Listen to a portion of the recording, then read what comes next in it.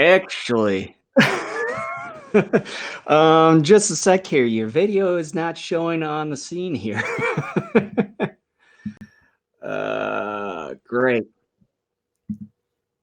Well, we are, but your feed is not showing on here. Change webcam. Face. Oh, gosh, darn it.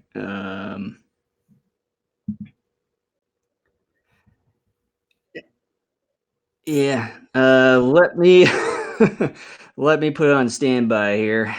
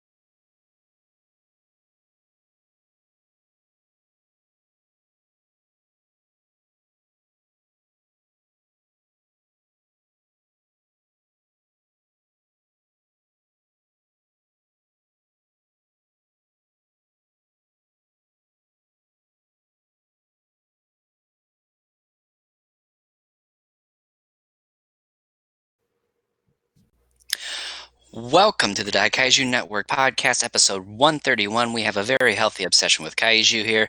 I am your co-host, Kent, and with me is your other co-host, Jason. And Jason, Sup? I got one thing to say. Sup? I got one thing to say to you, Jason. quit your bitching. You quit your bitching too, you a-hole.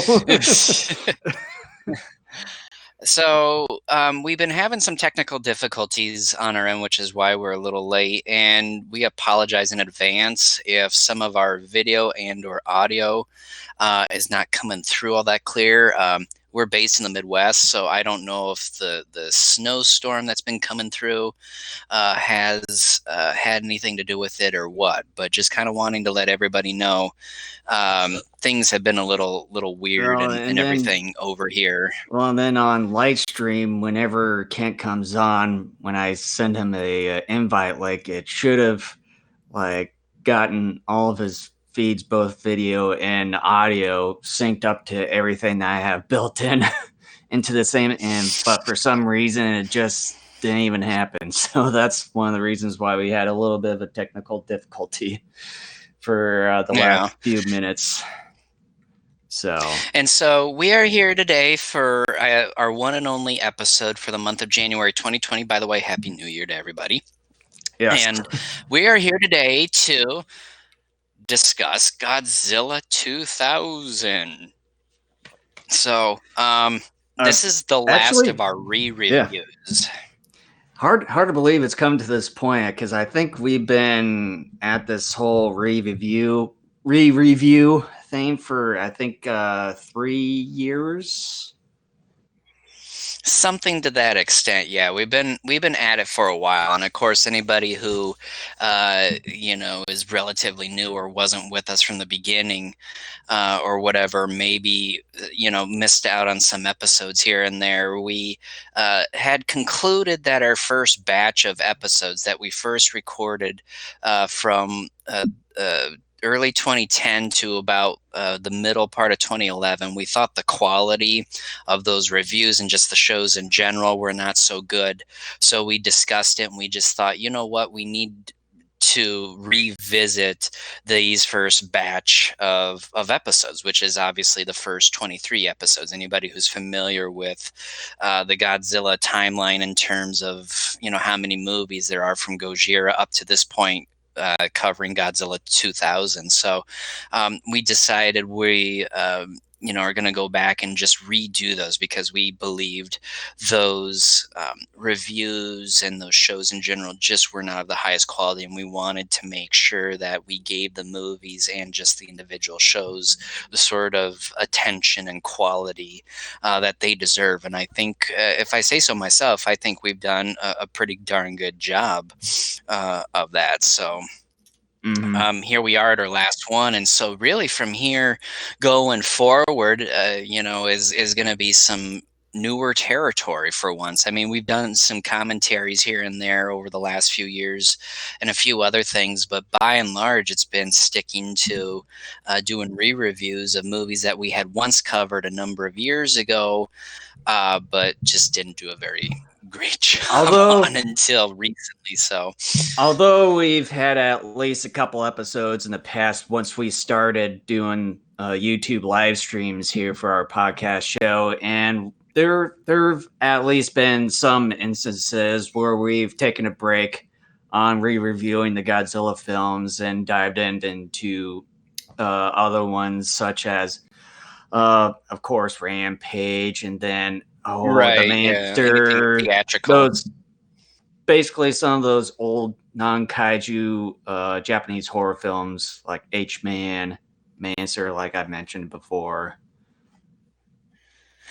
Yeah, and stick around till the end of the podcast because I think Jason and I, we will do a little brainstorming back and forth as far as kind of maybe where to kind of roughly go from here. So anybody who joins any of our live streams, I'm on the YouTube channel.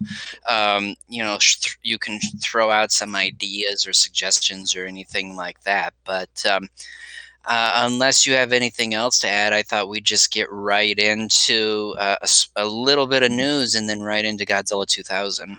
Yeah, I can't think of anything at the moment. I mean, we've particularly have gone over a couple of the more important topics that we've done in the last episode, as far as the Shin Ultraman unveiling and as far as some of the news or leaks from the upcoming Godzilla versus Kong film. Well, I have a little bit of news, and I'm sure you've seen it, but April 21st, the Ultraman X Blu-ray set is set to release. And then on May 12th, the Ultraman Ace Blu-ray set is going to be released. So I know you can pre-order them, I believe, at Shout Factory. I'm not sure if you can pre-order them yet on Amazon. Let me do a quick You mean Mill search Creek? here on Amazon. Yeah, Mill Creek, my bad. Let me see But here. and of Ultraman course, I think I've Ace. also touched base on this in the last episode that also on in the month of April is the second season to the Ultraman anime on Netflix as well. Yeah, I had meant to go through the rest of that series, and to be perfectly honest, I really just kind of forgot about it. And I actually did like it. I thought it was I think you mentioned you've a very gone decent. through the first two episodes.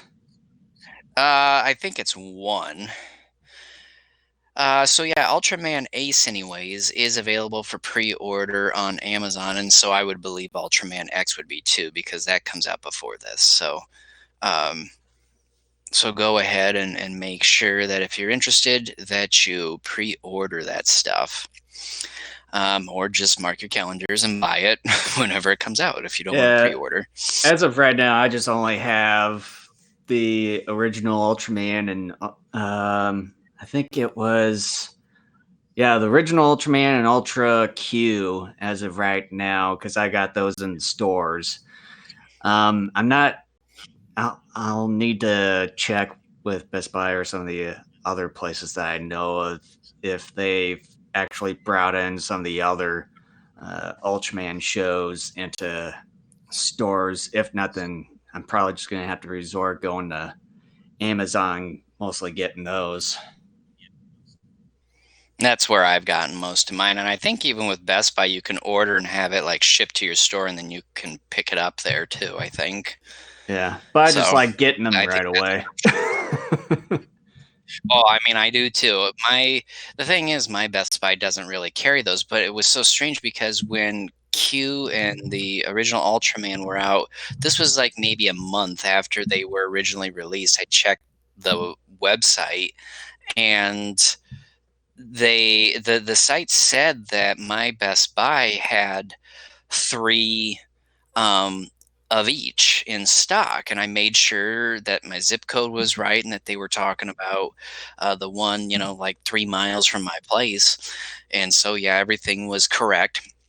And then so went up there, and I thought to myself, I'm like, Best Buy site in the past has never really been all that accurate, because I remember an odd number of years ago I checked with the site to see if something was in stock, and went up there and it wasn't.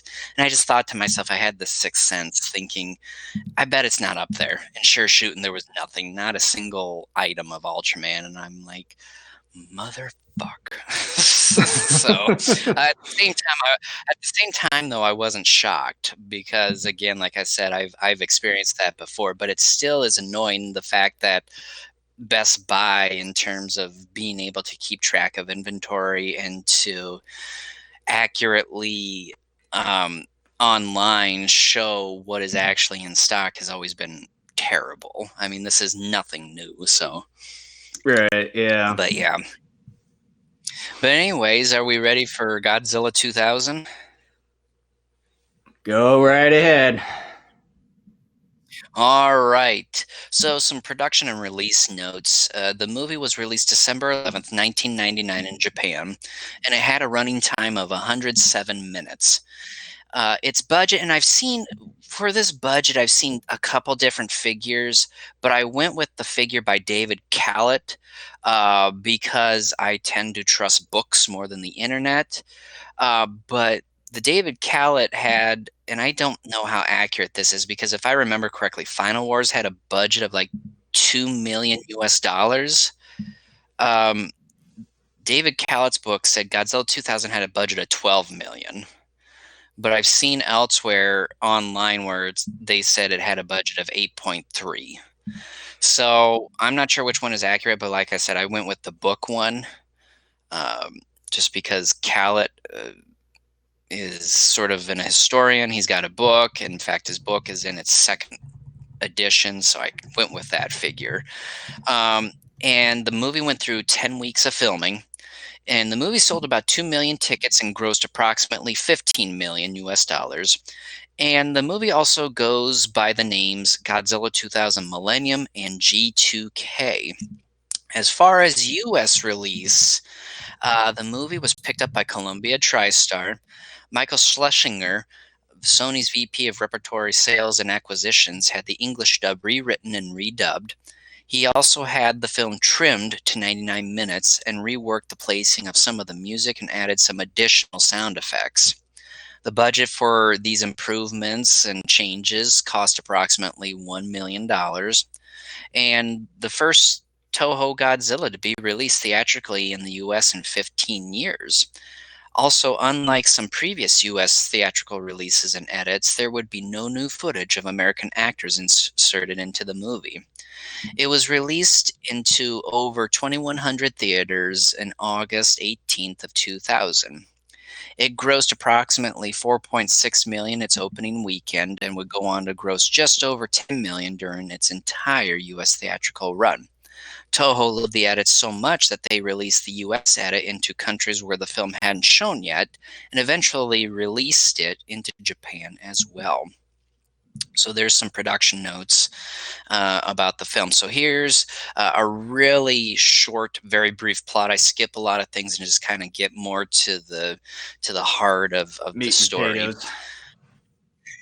The Godzilla Production Network, started by Shinoda and his daughter Io, track and study Godzilla. The network is mainly run by them, but there is a second partner who helps track Godzilla's movements. Yuki, a photographer for a local news organization, joins them as she attempts to get photographs of Godzilla for her editor. CCI, the Crisis Central Intelligence Agency, is founded by Katagiri, who is also Deputy Secretary of the Interior. His partner, Miyasaka, is a former colleague of Shinoda's.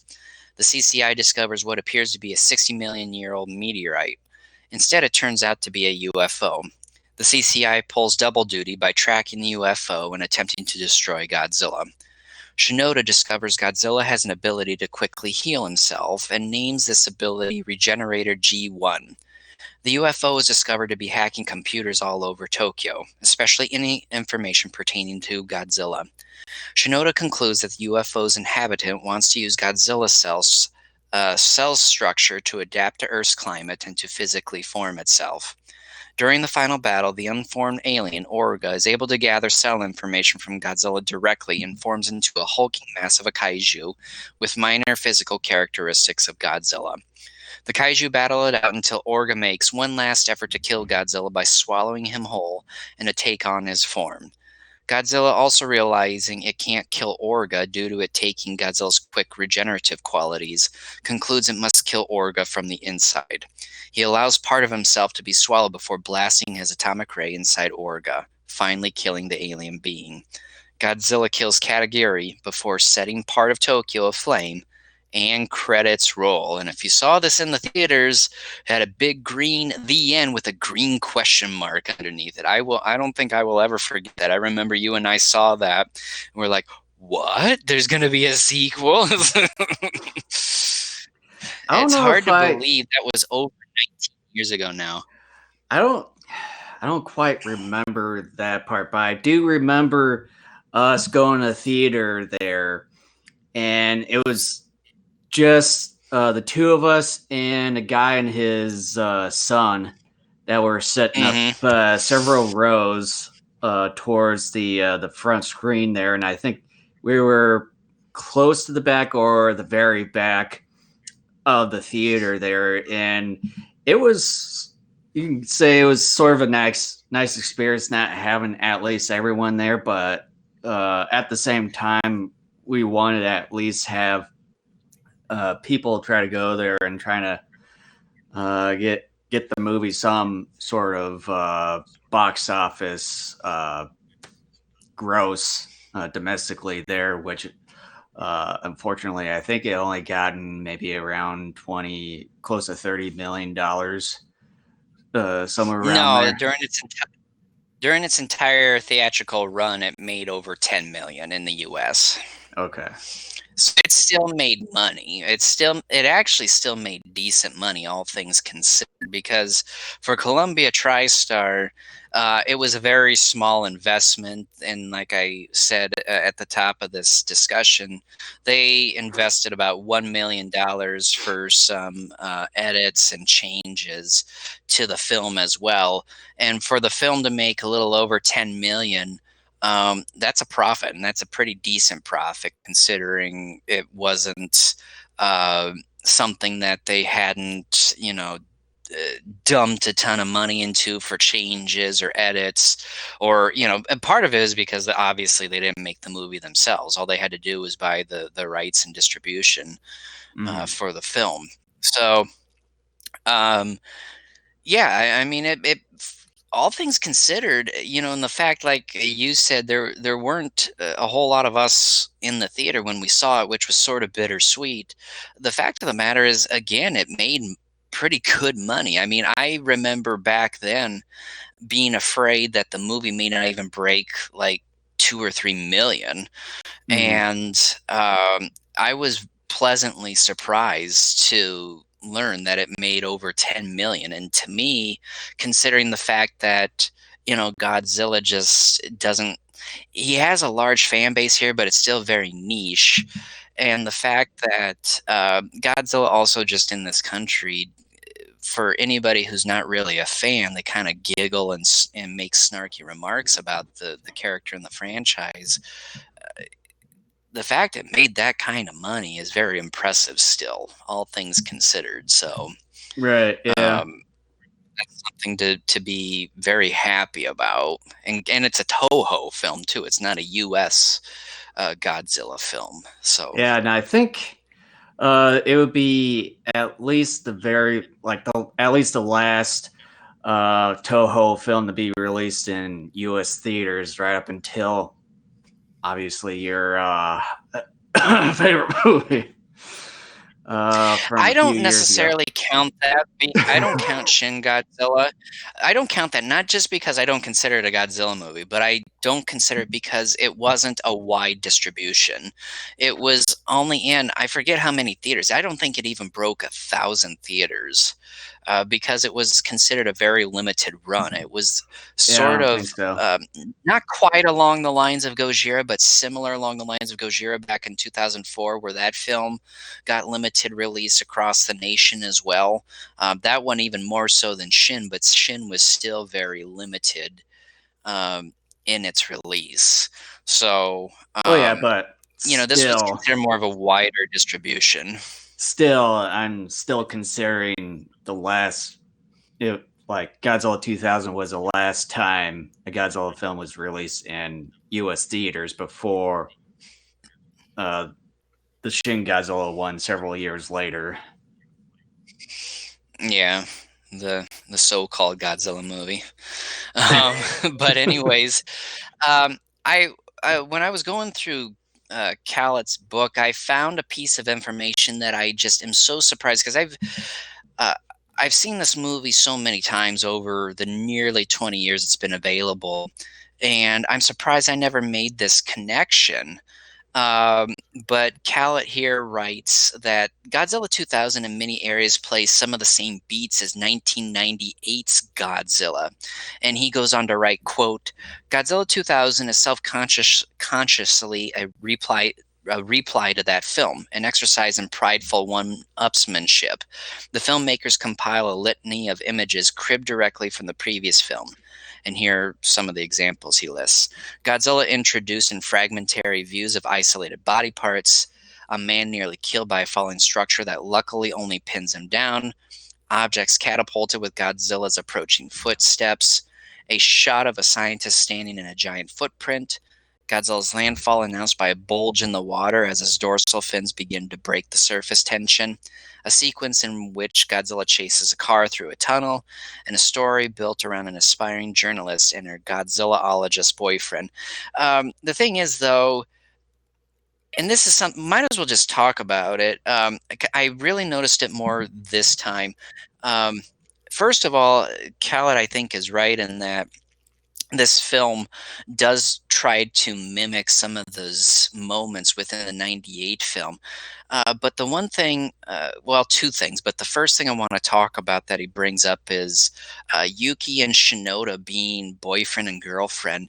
And I wondered that this time. I don't consider them actually boyfriend and girlfriend, but You I do don't. feel like there is some sort of like buildup, but obviously it's never really explored. Yeah, you don't really see that, you know, that intimate relationship throughout the film, like you mentioned. But yeah, you can see the settle setup towards it in Hmm. certain areas of the film, but it's not fully fleshed out to be that way. Hmm. Yeah. And as the movie goes on, you see hints of it. And I always kind of figured there were hints, but because we're doing it for the podcast, I try to pay more careful attention to these movies. And um and the thing is, in the history of Godzilla films, like even with Monster Zero, like we just in that movie get the very end of a kiss between Glenn and Namikawa in a vehicle. These movies never really explore relationships. Like even a couple movies from now, Godzilla X Mechagodzilla, you have that scientist is who hits on our main female character in that movie, and it's pretty funny because he just fails so hard so many times. But you can tell he Mhm. really wants to be involved with her. Here, you do get sort of hints at that, but I wouldn't say there's actually any real relationship there that even develops over the course of a movie. It's left very ambiguous, and I think it's left up to the audience to just figure out, okay, did Shinoda and Yuki end up getting together after these events? Because unlike the Heisei era, which stuck very closely to continuity throughout all of its 7 films, the Millennium era during its 6 movie run um, really didn't have any continuity other than between Godzilla X Mechagodzilla and then Godzilla Mothra and Mechagodzilla Tokyo SOS. So yeah, I would disagree with Khaled in that they're boyfriend and girlfriend. Um, I would say there's flirtation going on, and you could argue that something's building there, but whether or not they're actually in a real relationship, I think I don't think it's there yet. The one Right. thing too I would disagree with Khaled on is he was saying prideful one-upsmanship. And now I don't know if this is Toho believing that they thought they did these moments better, or if Khaled himself believes the Toho movie Godzilla 2000 did these moments better. I have to disagree. These scenes are very fun. In Godzilla 2000, like the electrical tower falling onto that guy, and almost killing him, but not. It's very reminiscent of the Godzilla foot coming down on Hank Azaria, but Hank Azaria is caught in between two of his toes there. I would disagree that a lot of these mimics of the 98 film are better here. And I love this. I'm just going to go ahead and say it right now. I'm a huge fan of this movie. I mean, again, I'm wearing the t-shirt. I love this film. It's one of my all-time favorite Godzilla movies. Anybody who has listened to this podcast long enough knows this is one of my top 10 favorite Godzilla movies. And I love and adore this film an awful lot. But at the same time, I would strongly disagree that a lot of those moments are done better here. The 98 film, and I think part of it was because there was just better effects work in that film compared to this. Um, I believe that film did a lot of these particular scenes that 2000 tried to copy a lot better. I think some of the scenes, like the foot coming down on Hank Azaria, is more exciting and tension filled because he is one of our main characters. The electrical wire that comes down on this random guy doesn't register anything. A lot of it's because he is a random guy. He's not a main character. If this guy was a main character, maybe there would be more tension within that scene. And Shinoda going into the footstep of a or excuse me, the footprint of a Godzilla after this big attack in the first part of the film. It's very brief. I mean, there's not much to register there, and I think it comes off better in the '98 film because and part of it's due to the score in terms of how it's done. There's more majesty, I think, in that particular scene, and the footprint actually looks more realistic in that movie because it tries to capture indents on the feet, whereas this one, it's just a flat footprint. You can tell people came in with shovels and dug it out. Oh Um, yeah, definitely. so I'm not trying to ding this movie, but the '98 movie, I think, did things significantly better if you're trying to compare the moments that both of these films incorporate. But I don't want to really be causing a rift, but I just wanted to put my own personal 2 cents out there and just say, whoever believes this, whether it's Toho or Khaled, maybe even both, I strongly disagree. In fact, I'm going to come out and say, they're wrong because things are done, I think, so much better in that '98 film in the moments that 2000 tries to copy. Yeah, I would just say that each movie has their own unique moments, and there's I would say a majority of the films try to do their own best, try to make something unique in its own right. There might be some instances, especially with some of these reboots or remakes, with some of these franchises, that sometimes they'll make a callback to certain things, but and then they might try to replicate some of those unique moments. But I would say at least a majority of the films that I know of try to make their own unique moments. Well, and a perfect example of this, and one that's been repeated at least a couple times throughout the franchise, um, is anything dealing with Mothra and the larva. You have certain moments from the original Mothra recreated later in the series. You also have moments from Mothra versus Godzilla being recreated later in the series. And the ones that are being recreated later in the series just don't have the same impact. And a lot of that mainly has to do with the fact that, of course, we've seen it before. And so it's like it's not done in a unique way. So, Mm-hmm. yeah, I mean, that's just kind of how it goes. Um, Shoot, I just forgot what I wanted. I wanted to kind of briefly talk about for a moment, sort of about at least the U.S. fan reception about this movie over the years. This is a movie that is one of those Godzilla movies that is kind of glossed over quite a bit within the U.S. fan base. It seems like Yeah, because it's hardly ever talked about, and then on top of that, when it is, a lot of fans say it's boring. And again, and this isn't my opinion. I truly believe that they're wrong because, for example, the pacing of this movie is very brisk and there's a lot of action in this movie. In fact, there's an awful lot of Godzilla in the first half of the movie. And then yeah, Godzilla disappears a little bit in the middle, but even then he's not gone very long.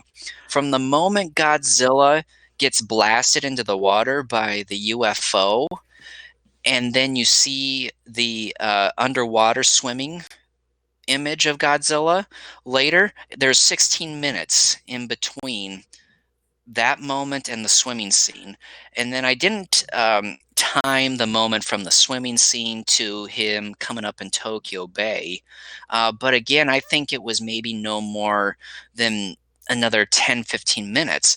But even then, during those moments in which Godzilla's not on screen, there are a lot of unique, important moments going on there. We learn about Regenerator G1. We also get to see the UFO do more of its thing by attacking helicopters, landing on top of a building, hacking computers. The JSDF and the CCI, I guess, maybe more specifically, setting up bombs and trying to figure out ways of destroying the UFO. There's a lot of action going on.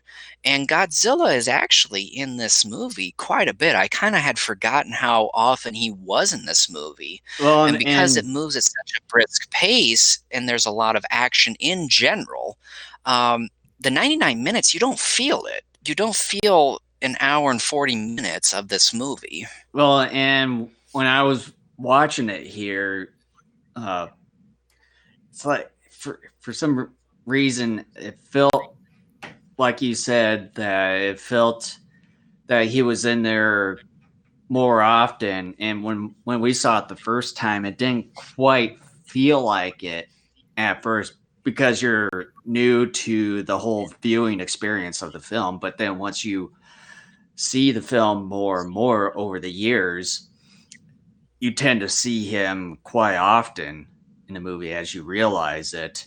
And especially, well, with for those that say that, oh, Godzilla's not in a movie for so long, and some of these other movies, for instance, the original Gojira, the 2014 Godzilla, and I'm probably forgetting some other films at the moment, but for this film, he's in it quite often compared to those movies, even put together, for Yeah, that and in matter. fact, I just found something someone put together of Godzilla's screen time for 31 of the films. This doesn't cover um, like the King of the Monsters and the anime trilogy, but it covers everything else, prior to those four films.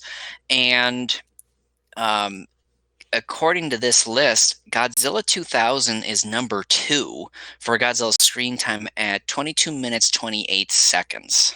Wow. So, So who's number one, the by the number way? one movie, the number one film is Godzilla versus Mechagodzilla 2. It's at 26 minutes 56 seconds. So basically 27 minutes for that film. Hmm. Never would have So realized that one. yeah, there is, and I don't quite understand the fact that fans would call it boring because, first of all, I think they're wrong because there is a lot of Godzilla in this movie. Especially And being at second of number all, two. yeah, and you get Godzilla action right off the bat.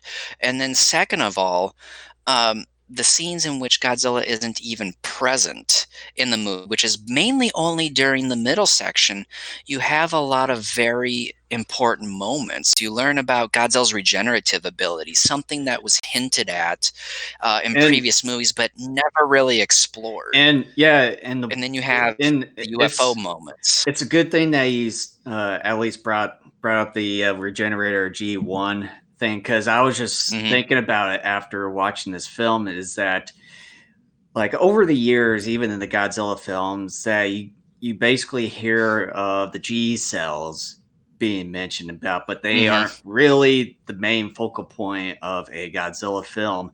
But in the case of Godzilla 2000 here, it's basically the main focal point of the film itself, which I'm sort of glad that they finally touched upon Godzilla's Yeah. regenerative cells and use it Hmm. as a um, oh what Plot what's point. yeah, plot point. Hmm. Yeah, I mean, it's one of the things, it's really the main reason why Orga is able to physically form later. That's the main thing, and the reason why the movie ends the way it does, because the kaiju are fighting back and forth, and both of them realize I can't kill the other one by doing this. Orga's like, the only way I'm going to stop Godzilla is if I swallow him. Godzilla, you can tell, even though the suit doesn't emote, but you can just kind of tell. And a moment later, due to body language, Godzilla's like, I can't kill him from the outside because he keeps regenerating himself. So I got to just kind of let myself get swallowed a little bit here and then kill him from the inside. Mhm. So, I mean, it really is sort of the central, I guess you could say, point or plot point of the movie, because it's what drives the final battle. It's what ultimately determines how the final battle turns out. Right. So, yeah, I mean, it's and then getting back to kind of, I think the American fans kind of just almost ignoring this entry. Um, I just think it's I outside of the fact that I think it moves at a brisk pace. There's action just about all the time, and at the same time, there's a lot of Godzilla on screen too. But also, I think this movie, unlike other Millennium films, and this is where it's more of my opinion, I believe, I think this movie has the best characters out of any Millennium film.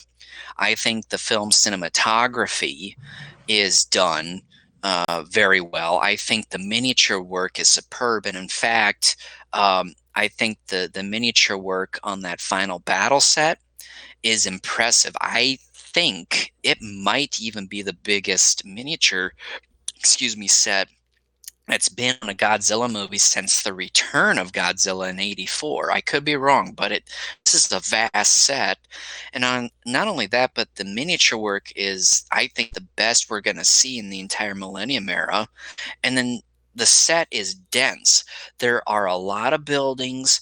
There are a lot of like bridges. You got power lines even being up too. I mean, you have all this detail and heavy, dense miniature work going on for this film.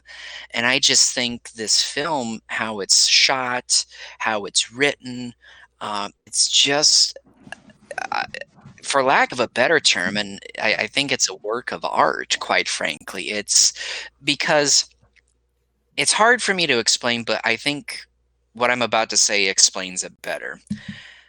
By and large, I think, with the exception of Final Wars, because Final Wars is a totally different animal on its own, I believe every other Millennium film after this, in terms of how they look, they all to me look the same in terms of how they're shot, and just kind of effects work and model work. It almost seems as if the same filmmaker the same made the movies from Megaguirus through Tokyo SOS, because they all look very similar to me, and how they're shot and all that. There are some minor differences here and there, of course. Like Tezuka has some different things, and he even kind of evolves a little bit with the three films he directs throughout the Millennium era. But by and large, I think a lot of them look the same. And yeah, Tezuka directed most of the films. He directed half of the films in the Millennium era. So obviously, yes, many of them are going to look very similar to each other. But I think this one just stands out. I truly do believe there's more quality being given here. And I think too, and I can't confirm this at least just yet without looking it up, but I think this Godzilla film may have the highest budget up until Final Wars comes along. Because Final Wars, I do remember very clearly hearing and reading that when they were producing that film, they wanted to give it the biggest budget any Toho Godzilla film ever had up to that point. So, so I think this one may have had a bigger budget than all the other films up until Final Wars. But like I said, I can't really confirm that. But I Mhm. just think it's a shame that the U.S. fan base just kind of glosses over this one, because this one, I think, does pretty much everything better than any of the other Millennium films. I just think that the quality is better overall as well, and it's a darn shame that this, and you got a great kaiju and Orga. My son even watched this movie this afternoon, and so I got to see it twice in about like a 36-hour period. Um, Actually technically 24, but he loved it, and he wasn't bored. He was very entertained by it too, and he's 5. And so I think if you can, if you can grab a 5-year-old's attention, then you did something right. So, yeah. Uh, and and like what you said with it being somewhat glossed over, it's also, you can probably say, uh, an underappreciated sort of film. Like certain films, you as you've mentioned, one of those being Godzilla Raids Again. That seems like it's Yeah. one of those movies being glossed over.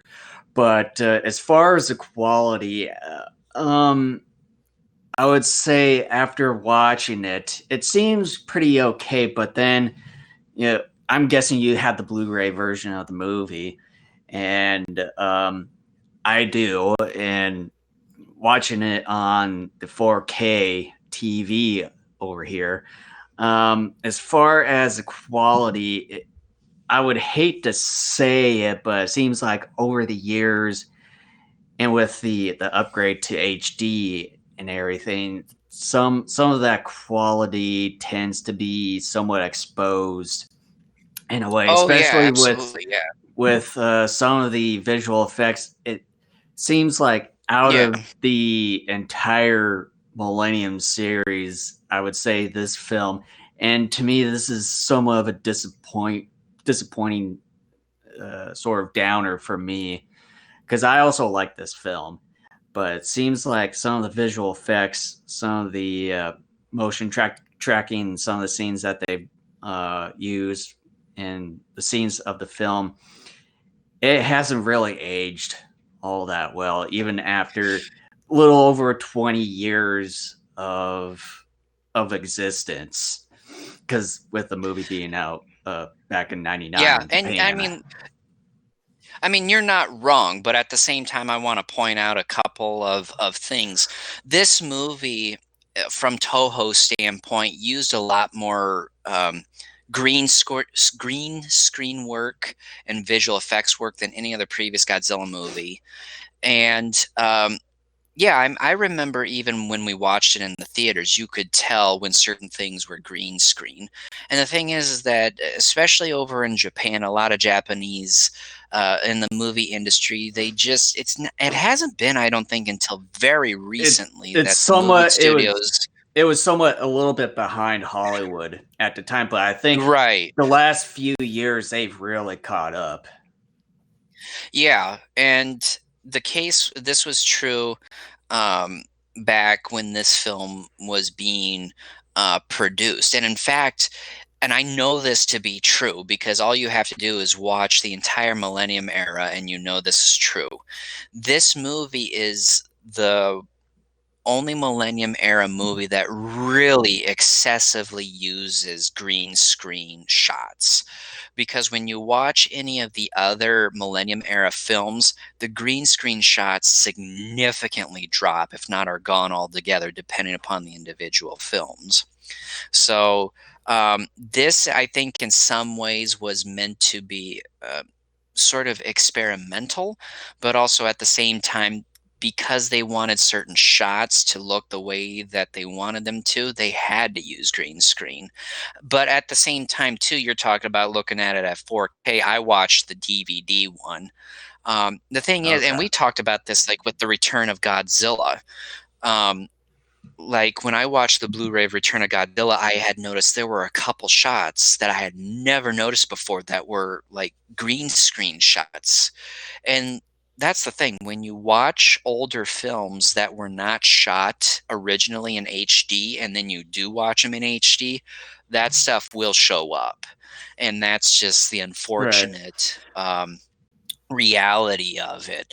And I But think certain films like this, for example, are better watched when you are watching them in the non HD format. Yeah, you're right. I mean, uh, I think the sort of worst effect shots in this film are some of those green screen shots.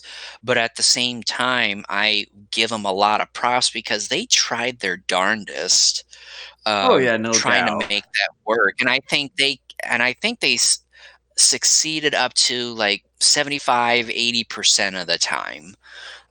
with most of their shots. But yeah, not all the time. I mean, you Oh can yeah, tell still, even watching on DVD, that, you no, know, no doubt about that. But I know when it comes to Toho and some of their principal photography scheduling requirements or the length of them, they're sort of notoriously having those quite short, and it's expecting these movies to come out with like within a year or so, or maybe less than a hmm year. It would have been nice that that is a problem it with would them. have it Yes. would have given them time to at least polish the film up quite a bit more. Because I mean, for me, in my opinion, with the way that the film was presented, I think they just needed 25% more to polish up the movie, and then I think it would have been there.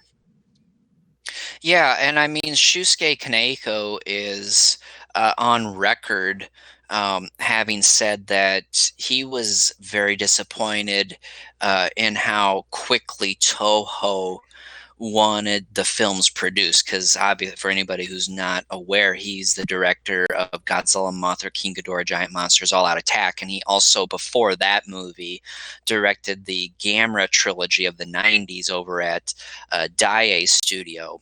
Mhm. And he's on record of saying he was very disappointed in Toho's very short shooting schedule, and he was not as and I just forgot the word. He was not as happy with the final product of GMK because they just didn't have the time to necessarily set up shots the way that they wanted to, or construct the sets, or to have more time doing visuals and all sorts of other things that are involved in making a film. And I remember reading numerous times where he clearly said that was something he was disappointed in, the fact that he said too Dai gave him reasonable time frames to um, film his Gamera trilogy films. And those, I will agree, I think compared to GMK, are of higher quality in almost every area uh, Mhm. when compared to GMK. And yeah, Toho has always been that. I don't know if they've changed that. I can't remember what the shooting schedule was for Shin, I think they but probably at least finally gave those guys more time to work on it, because I mean, just look at the final product of that movie. At least visually, in some of those instances, it looked fantastic. I mean, I'll at least give the movie props for that, to be honest. But yeah, I've always said, yeah. as far as the whole premise of the film, it's as you've stated over and over again, it's not really a Godzilla film. Well, yeah, and I've always said that too from the very beginning about Shin. I said, with the exception of a few effect shots here and there, that movie, it looks really good. Mhm. So yeah, I mean, I've never contested that. I've always thought it looked really good. Let's kind of shift over to the U.S. cut of 2000 for a moment here and talk about the dubbing. This film, you can you can hear some of the original dubbing in the trailers for this film that were run like on television and in Mhm. theaters at the time, and then they redubbed it. What do you think of think? I'm going through puberty over here. What do you think of the final dub product that we got here? The fact that for the first time, once again, since the return of Godzilla, you have an actual American studio doing the dub and not an international dub. Uh, for the dub, I'd say it's one of the better dubbings for a Godzilla film. Of course, there are some instances where some of the dubbing, along with the lip syncing parts, don't quite go along fairly well. You can sort of tell in some instances, but they try to do their best, obviously, to Mhm. get the dubbing to go along with sort of the lip reading aspect. But I really do like the voice choices for basically the majority of the characters. I would say at least maybe a couple minor, but not uh, really major character parts. I would say at least a couple dubbing choices were at least okay, but it didn't really in my opinion, really hinder the film at all. But I really do like the dubbing choices for the main and the supporting characters for the movie. And I think they actually go along with the main characters themselves and how they react towards one another. And it's to me, it's one of the better dubbings for a Godzilla film. Hmm. Yeah, I really do. Um, I really do love this dub. It's by no means perfect, but I really do think it is probably the best dub once again since the return of Godzilla. Many of the international dubs that we got for a majority of the Heisei era and then eventually the Millennium era, I think are okay. I think they're serviceable. I know there's some people out there that really hate them, and they're entitled to that opinion. I don't think they're as bad as people claim, but yeah, I would argue that the biggest downside of those international dubs is they don't have as many people working for some of the numerous characters that are in some of these films, because you can clearly hear in some of these films you have the same voice actor doing two or more characters, so that's kind of weird at times. But a lot of times when that happens and you watch these movies enough, you just kind of ignore it. You just kind of accept it for what it is. You don't think about it too much um, anymore. So that's sort of um, I guess an upside to that is that you just don't really pay it that close attention to it anymore after a while. But Mm-hmm. I really do love this dub. I love the fact that most of the dialogue is relatively close to the original dialogue in Japan. The funniest reworking line, though, comes where the JSDF I figure you're going to military go to commander shows this. Katagiri this new missile that they're going to use on Godzilla, and he tells Katagiri, "I guarantee this will go through Godzilla like crap through a goose." Like he really emphasizes the word crap, and I remember when you and I heard that in theaters, we were we were busting out laughing. I mean, it's one of the funniest lines or in any dubbed Godzilla film.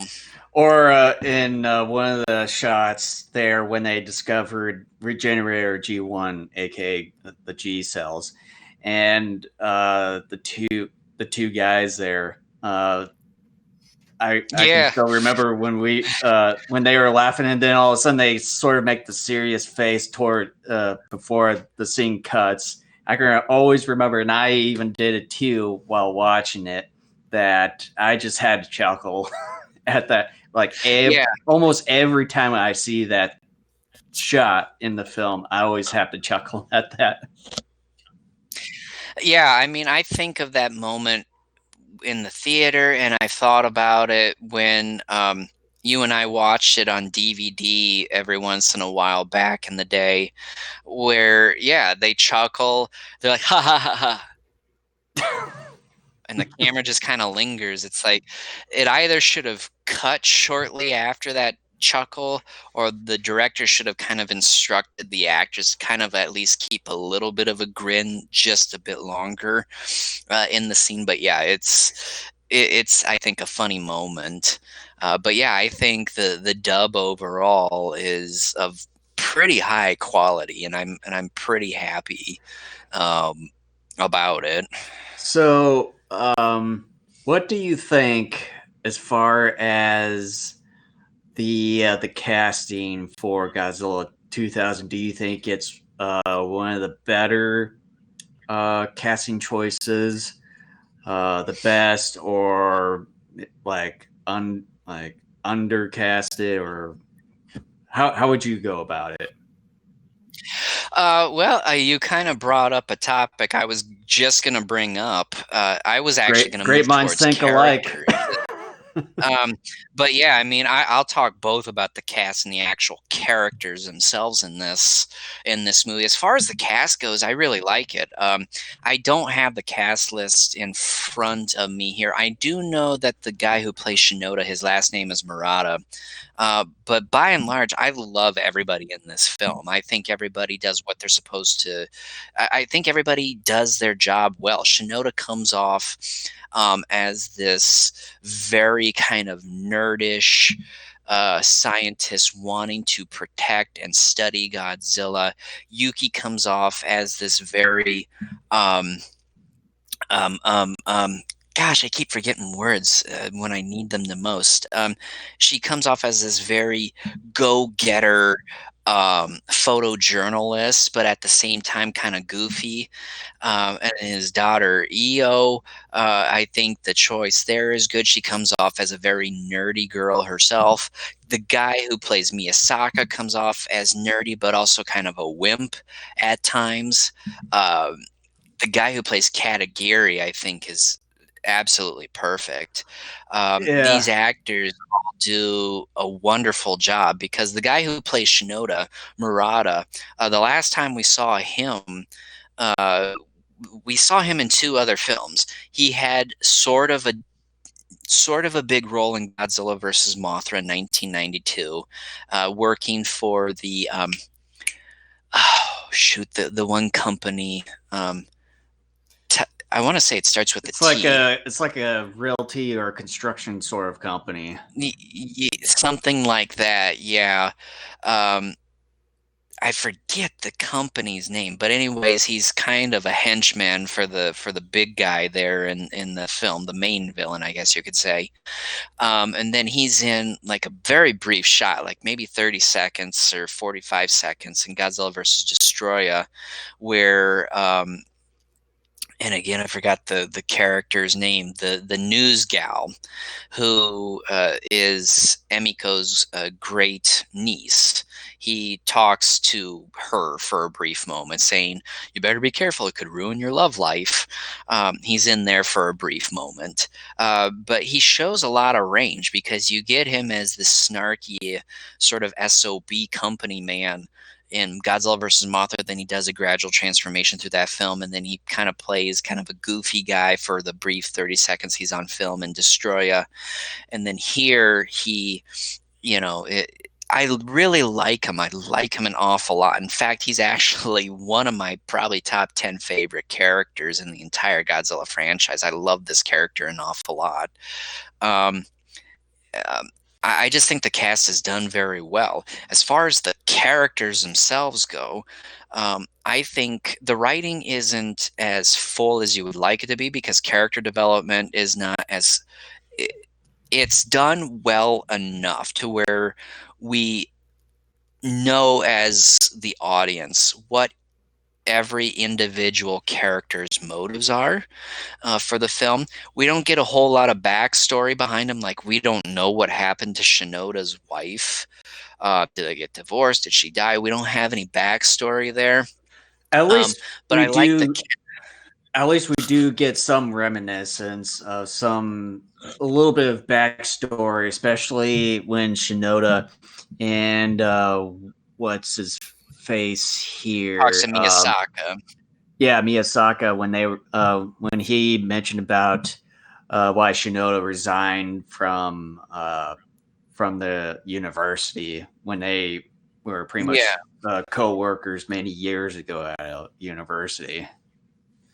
Yeah, and I mean, by and large, we don't get a whole lot of backstory But with the characters, but we get their motives, and I think that's good enough. And I think the chemistry between all the characters is really good. I think one of the things that's overlooked by a lot of people is how great the chemistry is between Shinoda and Yuki. There's sort of this semi-ongoing gag kind of between them where the word imbecile is thrown around. Um, I think it's really fun. I think those two really play off of each other very well. EO even calls her an imbecile within the first like 5-10 minutes of the film.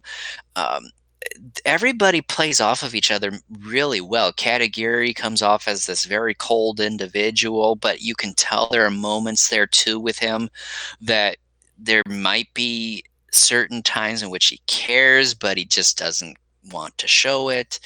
Um, but yeah, I love the characters in this film. Like I said, they're not the most developed characters you're ever going to see, even in a Godzilla film. But I would argue they are actually better than a majority of the characters throughout the franchise, at least the Toho ones, anyways.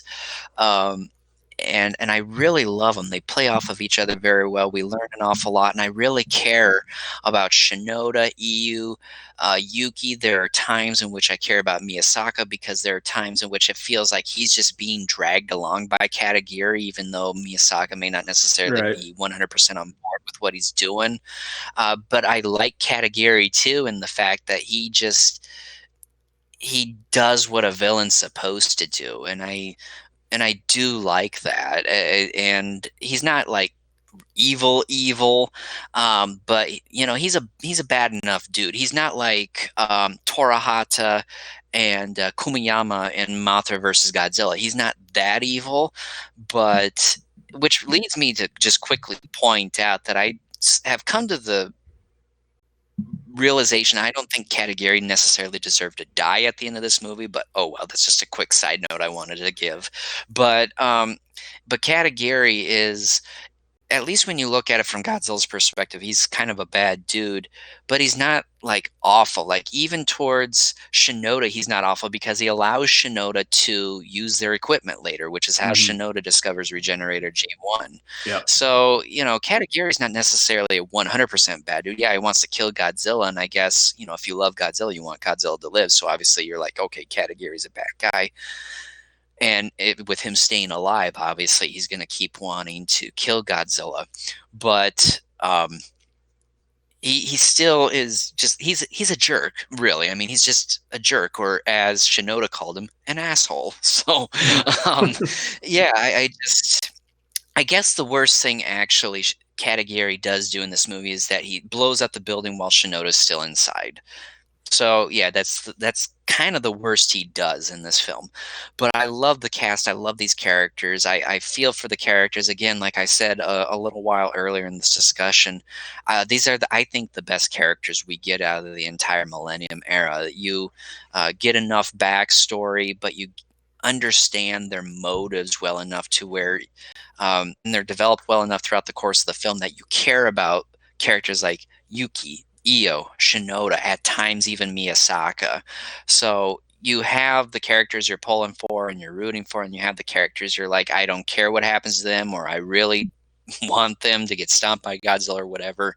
Um, I I like them. I like the cast and the characters. I think they're fantastic. I also agree with you that I also like the cast choices for the film, but I would also say I think the choices of these cast members, I think they naturally fit their particular roles in this film, and I think that's also what makes a good chemistry between everyone in the film. I just think that everyone just got off on a good note right off the bat, and it just felt so natural in this film, just the way how everyone interacted with one another, and I was just watching one of these more recent Japanese commercials on YouTube here last night, and I've at least have seen uh, a few different Japanese commercials where it had Hishiro Abe, who plays as Katagiri in Godzilla 2000. I've seen him in these few Japanese TV commercials, and to me, when I see him in those commercials, he seems more like a kind of like an energetic, uh, chilled type of guy.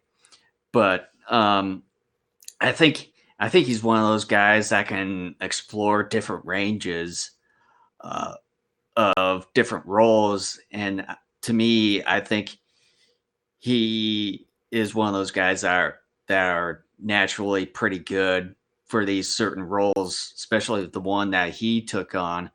And I think he did a terrific job in those. And then, of course, Miyazaki, the guy, I forget his name, Shiro Sano. He's been in at least a few other.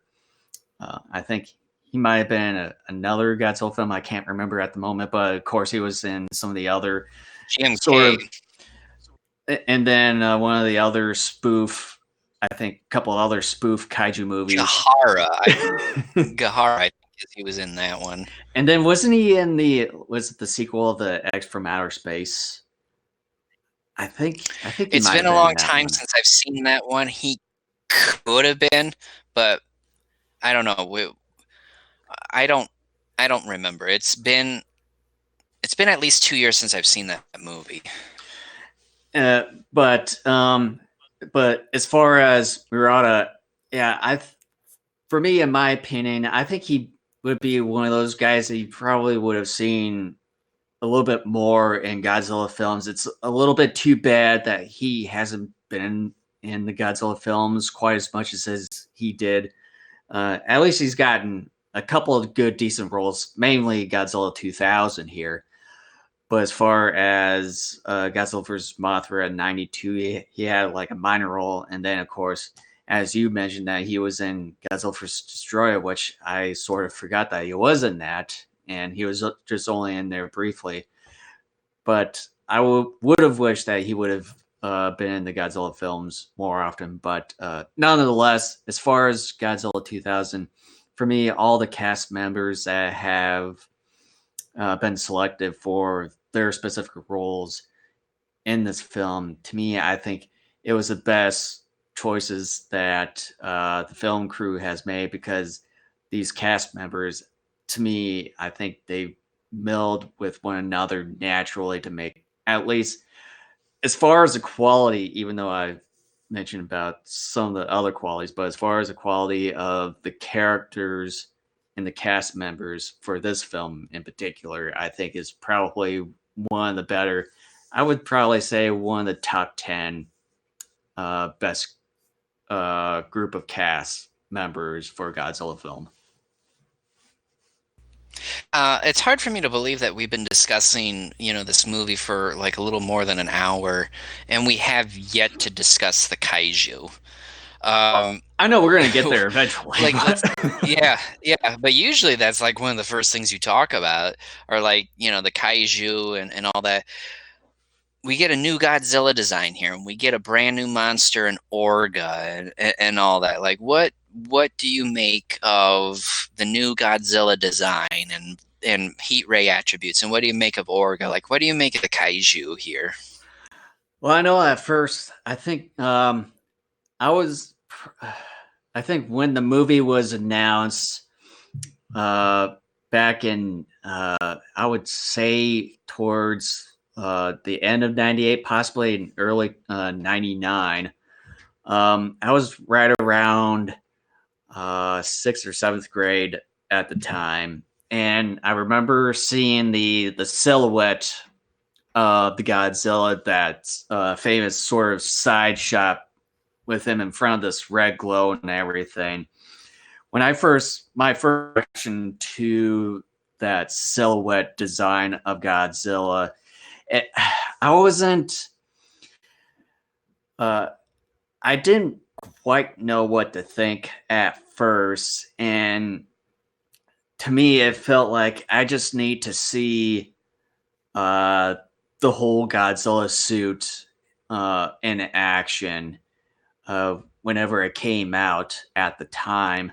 And but also for me, it just felt like it didn't quite feel like Godzilla at the time before seeing the movie itself. I was more or less sort of mixed at first when I saw the initial reveal of that whole Godzilla silhouette. Uh, I think probably an art rendition of him, but but then of course once the movie came out, uh, I like the design quite a bit. As far as some of the purple sort of tips or outline of the dorsal fins, not really much of a huge fan. I think that they cleaned it up a little bit more further into the Millennium Godzilla, especially through um, Godzilla Tokyo SOS. There, to me, I think the dorsal fins and that were probably one of the better looking designs for Godzilla. But yeah, that's probably one of my only nitpicks on the G2K Godzilla suit. As far as Orga, I think I really like the design of Orga, to be honest. As far as a fan reaction, I think they might have a positive reaction towards Orga, or it could be mixed. I'm not entirely sure, but for me, I really dig the design of Orga, especially with it being from outer space and everything, and then also sort of mimicking the design of the Orga kaiju suit, comparing it to the UFO. It sort of is like a reflection sort of way. I liked how they still kept some of the elements from the UFO and put it onto Orga in a way, sort of, kind of give its own sort of familiar uh, look, design, but also has some of its own unique characteristics for that. But yeah, I do like the design of Orga, and I think it fits along with the film pretty well, to say the least. Hmm. Yeah, for me, kind of like you, when I first saw some of the first images of this new Godzilla suit, I was sort of on the fence about it. But I think I was more in the camp because I remember this was really divisive in the fandom at the time. It was more you Yeah, either I love think it I or you remember hate it, that. and this was more during the pre-production stage before the film was even released in Japan. But I was more on the fence, but a little bit more on the side of like I kind of like it, but after seeing the movie and all that. And seeing it even more, of course, over nearly 20 years. I think this new look is fantastic. I love the more greenish tint of the skin, the jaggedness and roughness of the skin, the crystalline look of his dorsal plates, and I really even love the orange heat ray. One of the Oh nice yeah, touches I love that's one thing about this God's that's the one thing I one of the forgot things I about. That's one of the things I forgot about. You asked me about the heat ray. I do like the heat ray iteration. I think uh, it seems a little bit more natural in a way with yeah, how it and looks. yeah, and um, I love it, and this is the first film too in which, as he's powering up and even firing the ray, you kind of get that heat, Mhm. steam effect coming out too. I really love that touch that they added to this Godzilla and his ray, and I love how all the spines just kind of glow like his entire back glows, whereas in the past it kind of was either kind of a pulsating glow or just kind of the tips of his plates would glow a little bit. Here you have all the plates from the top of the plate down to the base glow. I really love that, and I love the fact that it's orange. I just think that's kind of neat. Um, As Uh, far as Orga, he's one of my favorite kaiju. I think the design is unique, but is a bit hampered due to the stiffness. But at the same time, I don't think it's as stiff as some would try to make you believe. I was very impressed that even though, yes, sadly, like the hands don't really move, I was still very impressed by how mobile it still was for the most part. So I dig Orga. Again, I really think this is a kaiju that it doesn't get as much credit as it deserves. It's a very unique kaiju. Its fighting capabilities are great.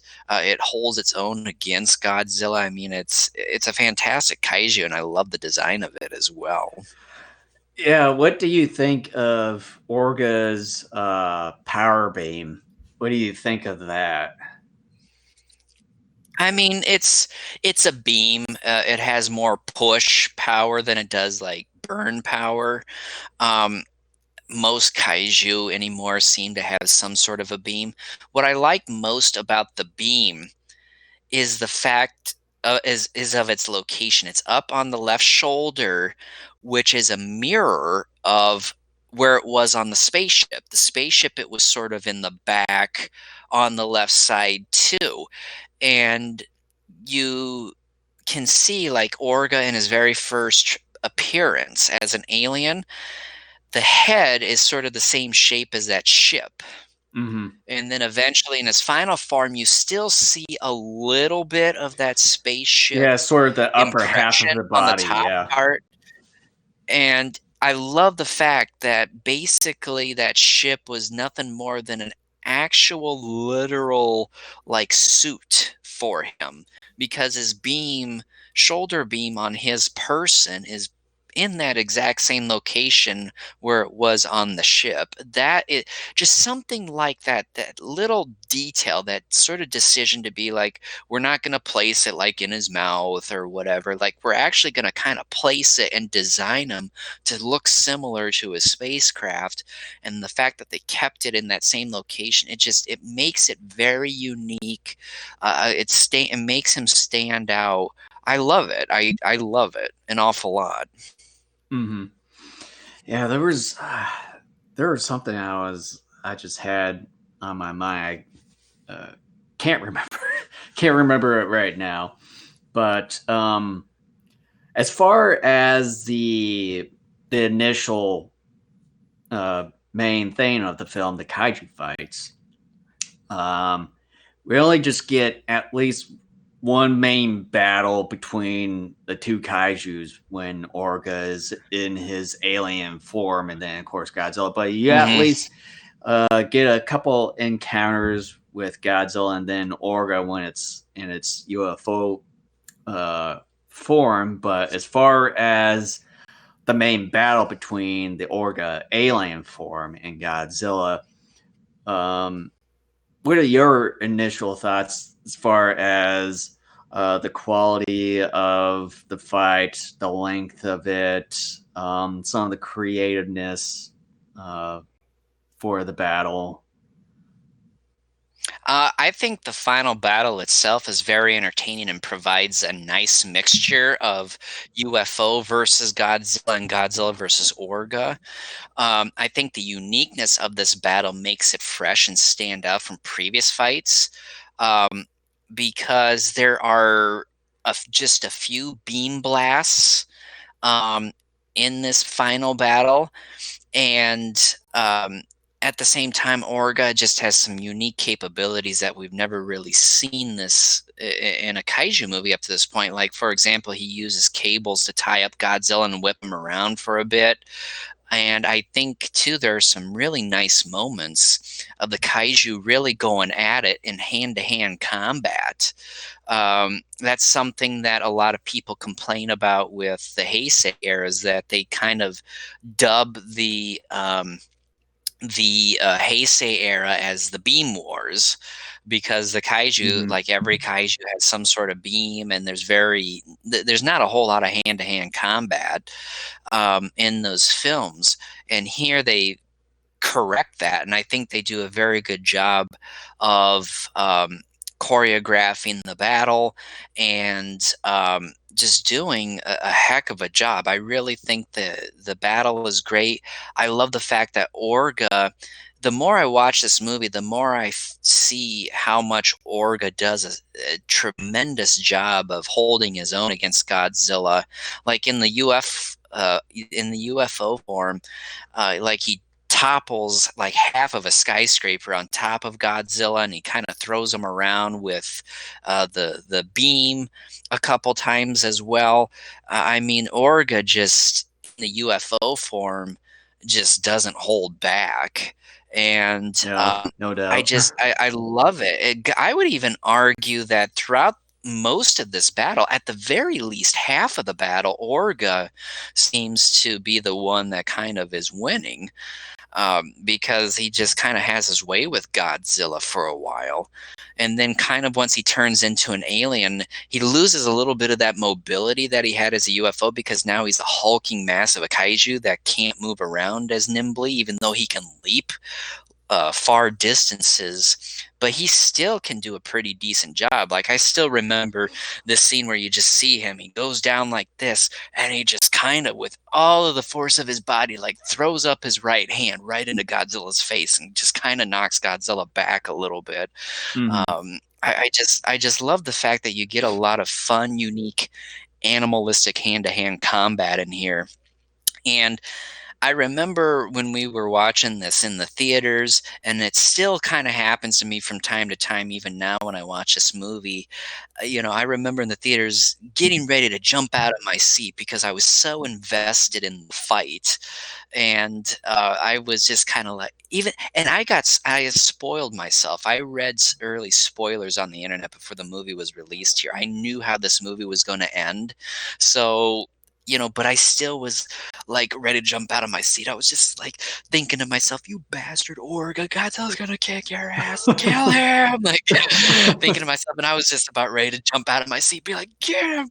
Like, you're not gonna take that shit. Like that sort of thing. Like, I was invested in this fight, and that's a good sign. Like, because it's like Orga, was dominating decent moments of the battle. But I love this final battle. I think it's very unique. Part of it is just due to the fact that you have more hand-to-hand combat now than what had been shown over the many previous Heisei films. Also, you have a unique new kaiju villain that has different abilities and powers as well. And the fact too, it's in the middle of like Tokyo with all these miniatures and stuff. You get a lot of explosions. The fact too that Orga regenerates very quickly means that, again, we get the ending that we get where Godzilla destroys him from the inside, which is very unique. It has some sort of mirroring of Godzilla versus Biollane in a way because of that, but unlike Biollane, like, this was the only way that Godzilla could destroy Orga was from the inside.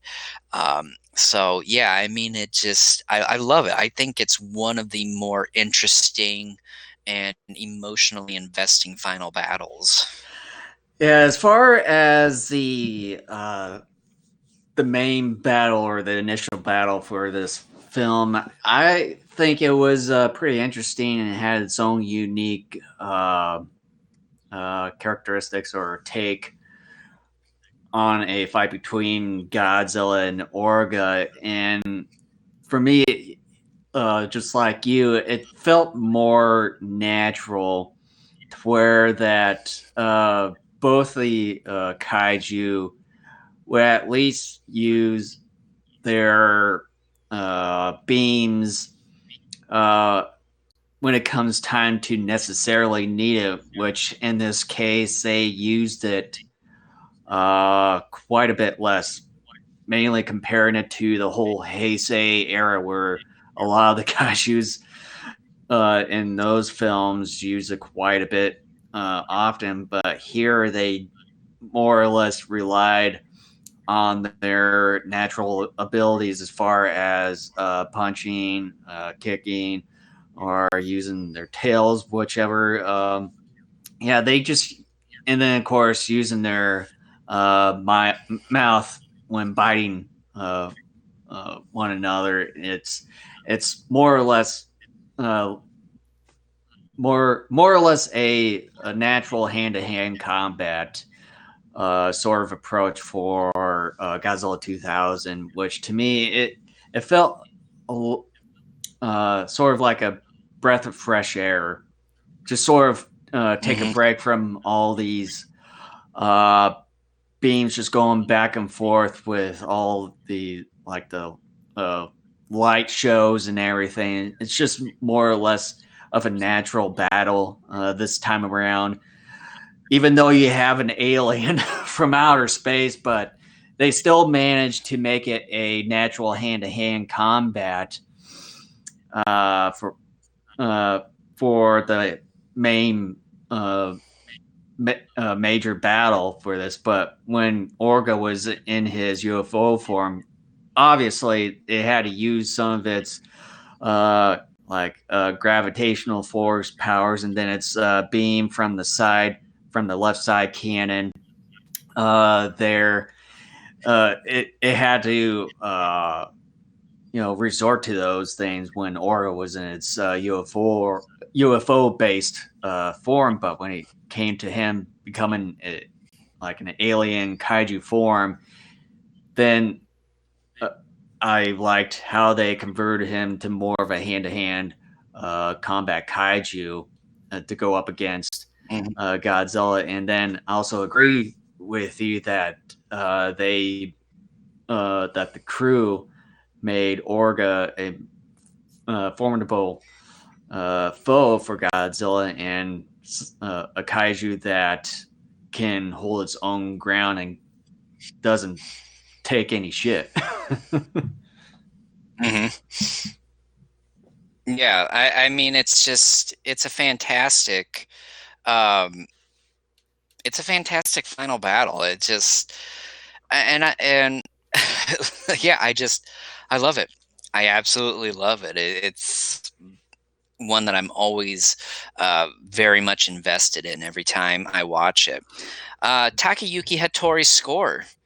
Um, Again, this is a guy who I think is one of the most underappreciated maestros in the entire Godzilla franchise. I'm not too keen on his Godzilla vs. Space Godzilla score. I think it's decent, but I think Hattori gets better starting with this film. I think this is a significant improvement from.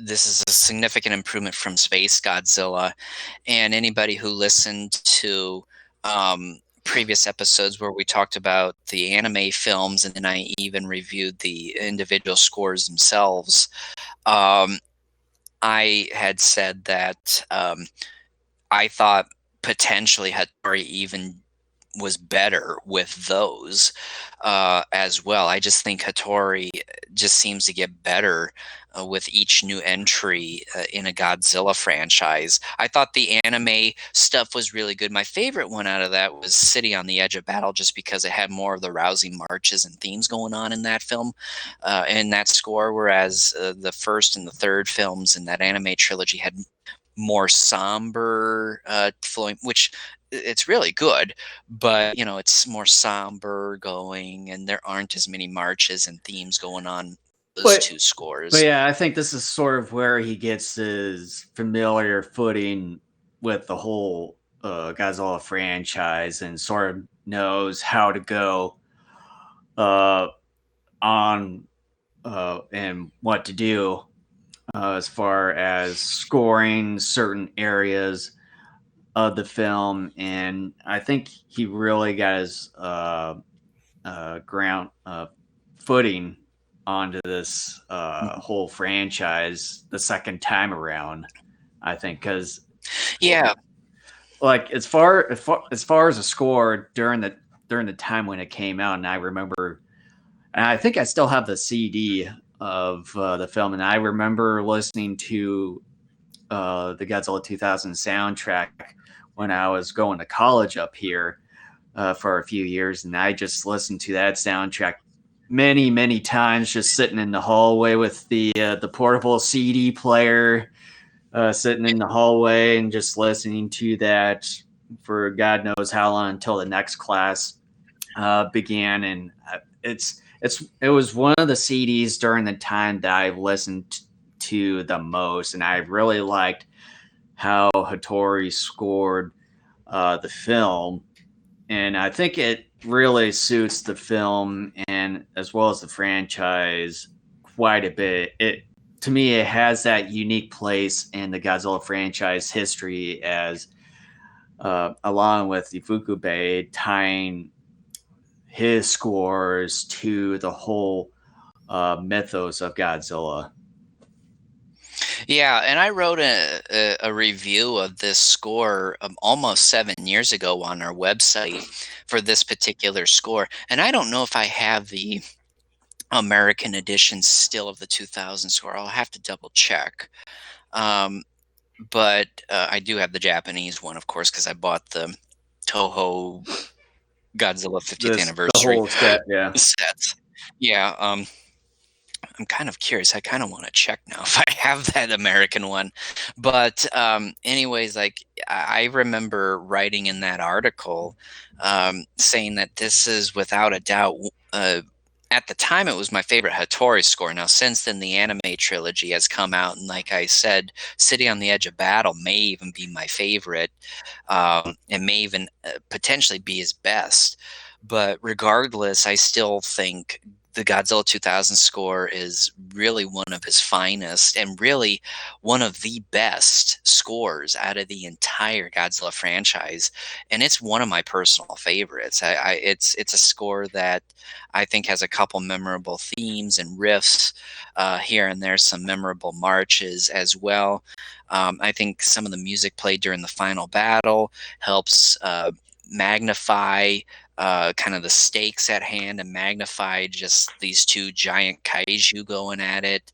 I think it's a very well done score that, like I said, is one of my favorite, and I really do believe it's one of the best out of the entire franchise. It's such a significant step up, I think, from Space Godzilla, which was good, um, but just it seemed like it just didn't have some of the oomph that Hmm. this one finally had. I really believe that Hattori did a self-study and took elements because there were times during the score, you can even catch it during the movie too if you listen close enough, where there are certain tracks that sound similar to various moments and riffs of the Space Godzilla score, but of course they're completely different. But there are certain things that sound similar. But Right. I love this score. I think it's great. Hmm. All right. I can't I think of got one thing anything. though, and Oh, I go got ahead. one more thing, and this was something that I thought of after the movie finished up, and I had never thought of it before. And I wondered, do you potentially think that Orga, especially in UFO form, his ability to hack computers and all that, do you think on some level that was brought in as a result of some of the fear that was going on with Y2K? I I mean, with that whole notion of the Y2K paranoia that went on at the time, I think it happened maybe like 2 years before, a year or two before that whole thing was around. I would initially say, obviously, yes, because I mean, just just just the whole feeling of it, and then also the feeling that I got while watching the film here is that it sort of makes you think about that whole notion of the whole Y2K fear that went on in the late 90s that led up to the year 2000, the whole new millennium, like the new millennium decade, uh, that sort of thing. Because with I think the whole main notion behind the whole Y2K is that uh, I think it mainly dealt with the whole dating mechanism for computers. Was that when it hit to 2000. I think they were saying, but like it could reset everything to zero or something of the sort, Hmm. or like something was going to happen. I initially don't know the origin behind the whole Y2K. It's like I know maybe just a little bit of inklings here and there of some of the reasons of the whole Y2K paranoia thing that went on. But yeah, as far as the whole uh, callback or reminiscence to the whole Y2K thing in the film itself, it's obviously there. Yeah, and I can't believe sort of like with the whole David Kallett saying that this movie mirrors some moments from the 98 film. I'm just surprised I had never caught or thought of this before, because I do, and I can't confirm or deny it. I haven't read anything that said that that was why this was written into the movie, but I can't help but to think, I'm like, okay, well, actually, this was produced and released in 99, and then I remember there being a lot of fears of Y2K, and I just kind of thought, I wonder if this ability with Orga was just kind of stemmed because the filmmakers were like, "Hey, everybody's freaked out about this. Let's actually use it as an ability and sort of exploit people's fears on this with the villain Kaiju." So Mm-hmm. I think that there is some validity to that, but I don't know if it's 100% sure or not. But unless you have something else to discuss, I think we could probably go into final thoughts and a rating. Yeah, I can't think of anything else. I think we've mainly touched upon almost everything uh, in the films, and then plus, I would like to try to get this under 2 hours if we can, but which I think we're making a good Yeah. time on it. So yeah, let's get into the final thoughts on Godzilla 2000 here. Okay, I suppose I'll go first here. Godzilla 2000 is a film that tends to be glossed over by a decent portion of the fan base. It's a shame considering the quality of the movie is so incredibly high.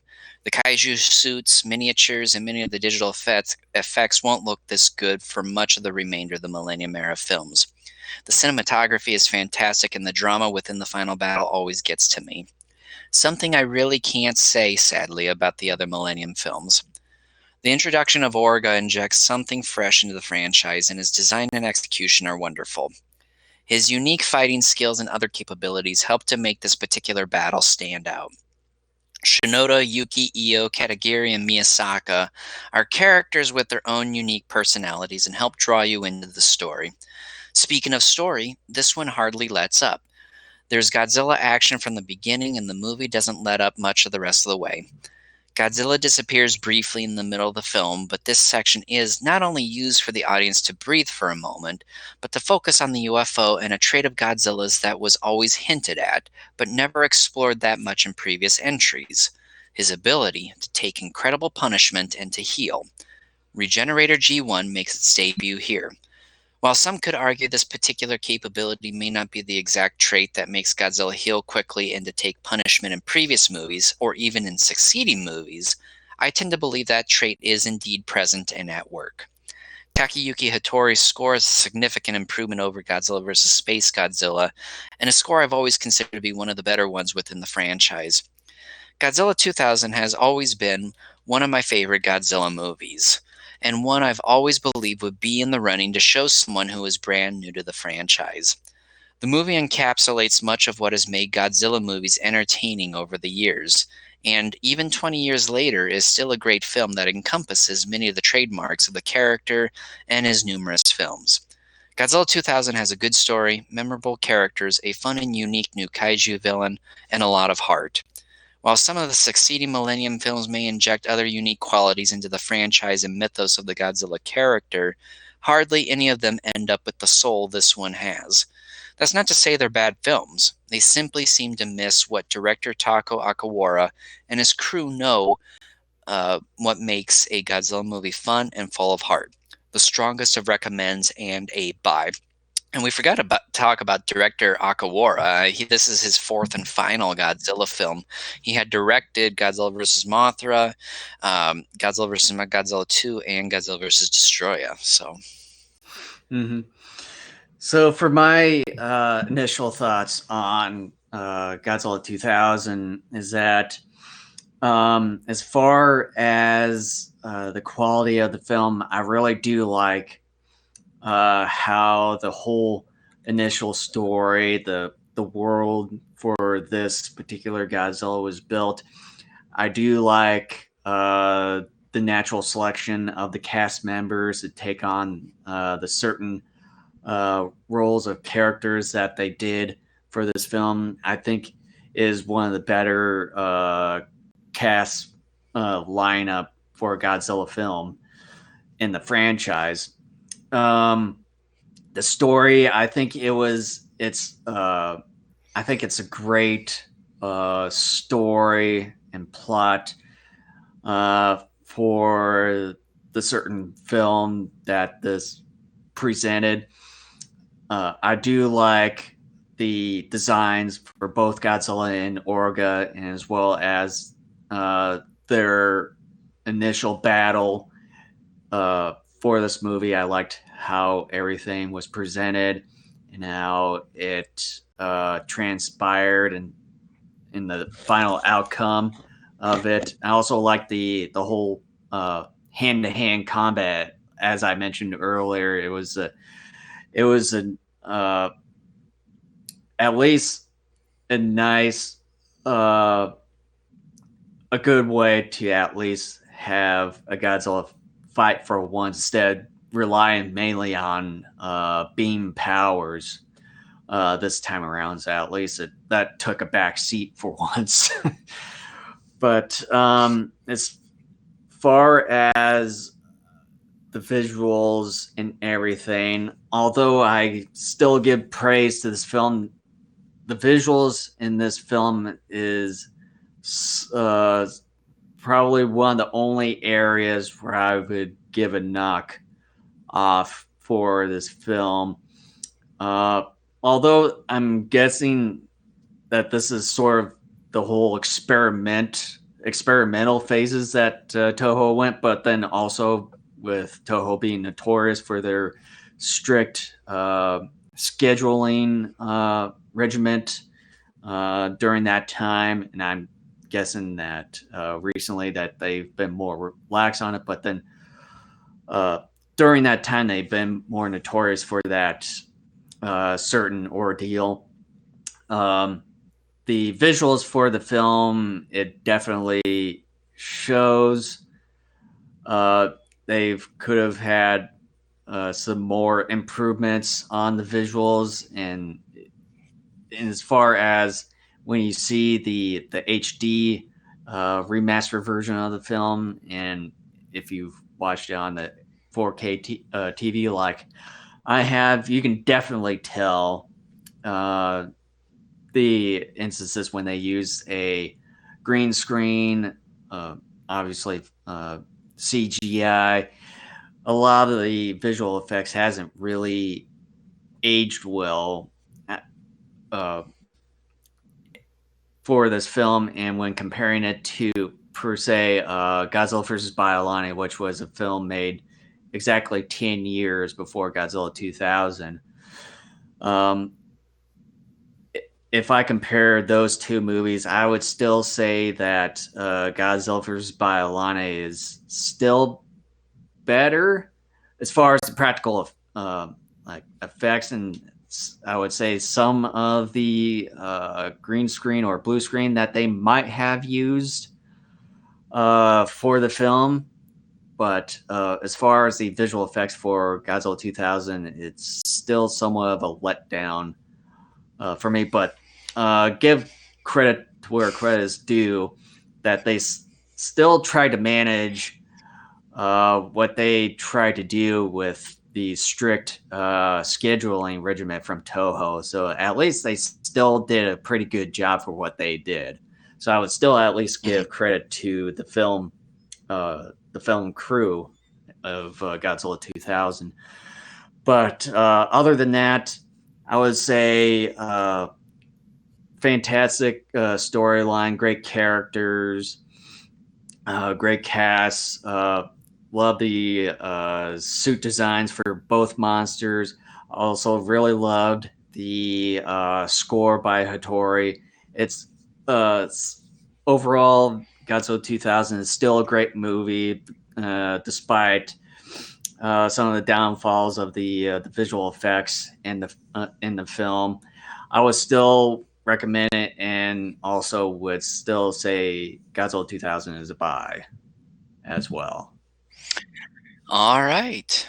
And with that, I know I had said at the top of the show, stick around because Jason and I, you would catch Jason and I figure out what to do for our next podcast. I think we'll do that actually now, off There we go. camera. So, But before uh, we move on to that, I would like to say if you like what we're doing on YouTube or some of the other streaming platforms as well, you can hit the subscribe button down below, or you can visit us on some of these other streaming platforms or podcast platforms as well. As you can see on the screen here, as far as podcast networks, you can find us over at Apple Podcasts, Google Play, iHeartRadio, Spotify, and TuneIn.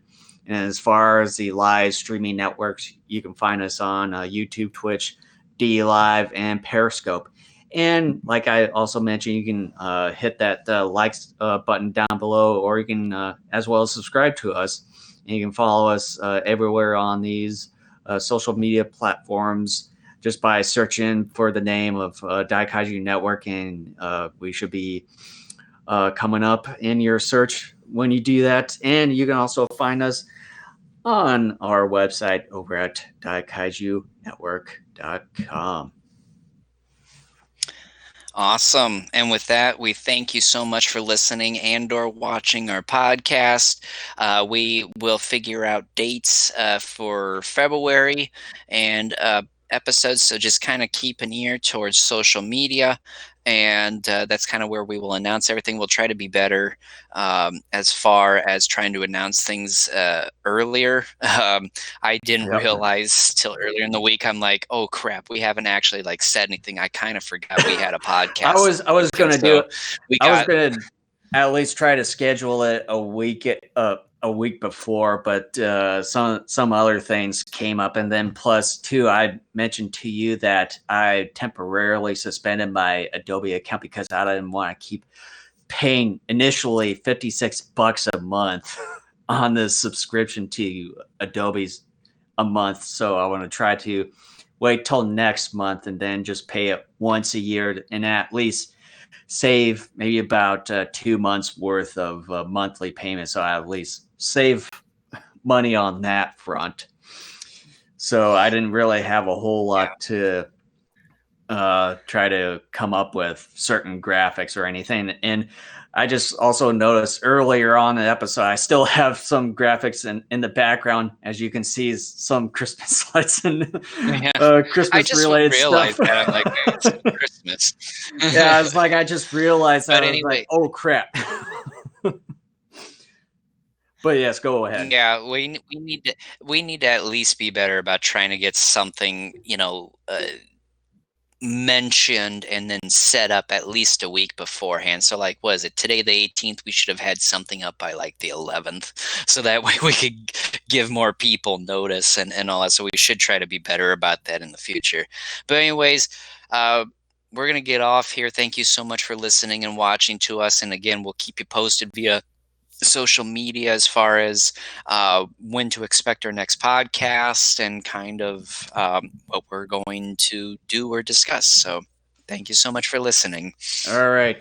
Take it easy, guys. Make sure to like and subscribe, and we will catch you guys next time. Take care.